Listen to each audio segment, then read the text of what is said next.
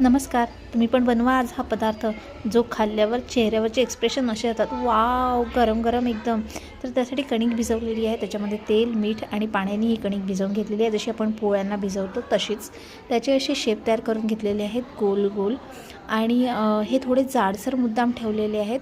तेल लावून असे गोल शेप तयार केले. तुम्ही कणिक लावून करू शकता. तुम्हाला जर थोड्या वेळाने करायचे असले तर हे पहा, मी कणिक लावून ठेवलं आहे. त्यामुळे काय होते, हे जे आपण पुऱ्या केलेल्या आहेत त्या एकमेकांना चिपकत नाही.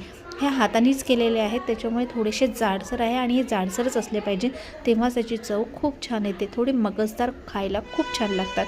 आता ह्याच्यापुढे सगळ्या मी भाज्या घेणार आहे, जसं की कोबी, कांदा, टमाटर, शिमला मिरची, वाटाणे आणि ही आंबाडीची भाजी होती ती पण घेतलेली आहे. तुम्ही पालक पण टाकू शकता. हे सगळ्या भाज्या फोडणीला देऊन हळद, तिखट, मीठ आणि थोडासा मॅगी मसाला हे सगळं टाकून ह्याला कुकरच्या मी शिट्ट्या आणणार आहे 2.